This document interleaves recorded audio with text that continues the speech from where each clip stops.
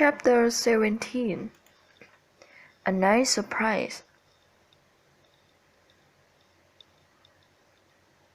The boys played in the water and on the shore, but the next day Joe was really sad. Would he ever be happy again? It did not seem possible. Huck was also sad. Tom was not happy, but he tried to seem happy. He had something interesting to tell them, but he was not yet ready to speak. However, if they did not feel better soon, he would be forced to tell it. He said, trying to seem happy, "I think there have been pirates on his island before. How would you like to find an old ball full of money? We should go and hunt for it." But the other boys were not interested.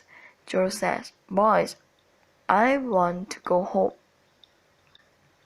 It is very lonely here." "Oh, Joe, you will feel better soon," said Tom. "Think of the good fishing here." "I am not interested in fishing. I want to go home." "But Joe, this is the best swimming place." "I do not want to swim. I want to go home." "Baby, you want to see your mother." "Yes, I do want to see my mother." "And you would want to see your mother if you had a mother?" "I am not a baby." "But you like it here, Huck. You want to stay. You and I will stay." Huck said, "Yes." He did not seem really sure. "Let Joe go if you want to go," Tom said. "We do not need him." Joe began to walk into the water, to start swimming towards the shore where the village was. Tom looked at Huck. Huck looked away. Then Huck said, "I want to go, Tom."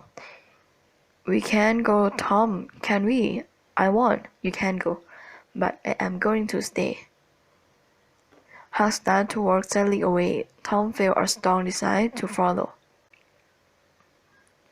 He hoped that they would stop, but they went slowly forward.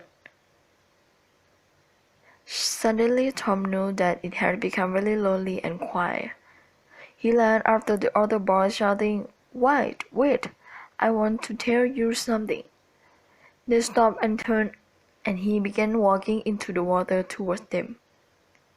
They listened to him without an answer or smile, but after a while they began to understand.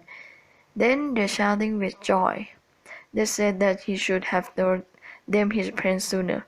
That night after eating, Tom wanted to learn to smoke. Joe wanted to try also. With Huck's help, they began. Tom said, "This is easy. I could have earned long ago." "This is nothing," said Joe. "I could smoke all day. I do not feel sick." Tom says, "I wish that the other boys could see us now. Listen, we won't tell them, and sometime when they are with us, I will say, 'Joe, I want to smoke,' and you will say, 'My Tabasco is not very good,' and I will say, 'It does not need to be good if it is strong enough.' And then we will both start smoking and surprise them. That will be good, Tom. I wish we could do it now, and we will tell them that we learned to smoke, and they will wish that they had been here." The talk continued. But after a little time there was less talk. George said, "I have lost my knife. I am going to find it." Tom said, "Let me help you. You go that way and I will go to this day." "No, do not come, Huck. We can't find it." Huck sat down again and waited at hours. Then he was lonely and he ran to find his friends. Both were really white, both were asleep, but he knew what had troubled them was gone now. That night they did not talk much. When Huck began to smoke, they said no, that something that had even made them feel a little sick. In the middle of the night, Joe opened his eyes and called to the other boys. There was a strange heaviness in the air, and it made them all afraid. The night was very hot, but they moved near to each other and near to the fire. Sitting like that, They waited. Ascending light filled the sky. It turned night into day, and then it was gone. A fearful noise rolled across the sky and slowly and far away. A breeze of cold wind passed. The Sunday light appeared and was away again, and the noise that followed came sooner and was more fearful each time. A little can began to fall. "Quick, boys, run for cover!" Tom shouted. They jumped up and ran each toward a different pace. A strong wind ran through the tree. The bright light appeared and went away, appeared and went away again. The fearful noise seemed never to stop. And now a heavy rain came down, and ran in streams over the ground. The boys shouted, but they was in the storm. After some time they came to the place where the outside was. The port is over them.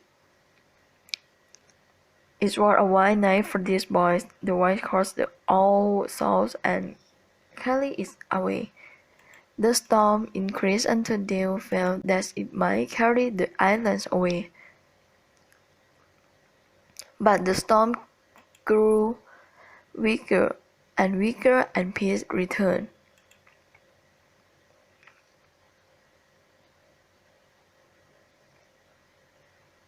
The boys found that the fire was not quite dead.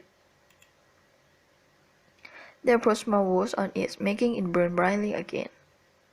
They found some of the meat and cooked it. Then they sat by their fire until morning, talking of the night's adventure because there was no day placed for them to sleep. When the sun began to shine, they rested in its warm light near the shore. There they remained sleeping until the sun became too hot. Then they had something to eat again. The dessert from home was now strong in all of them. Tom tried to find a new game to interest them. He found one. They were not pirates now. They were Indians and had many fire battles. However, when the day ended, they smoked together and eat their already to show that they were at peace. And two of them learned joyfully that now they could smoke a little tobacco without being sick.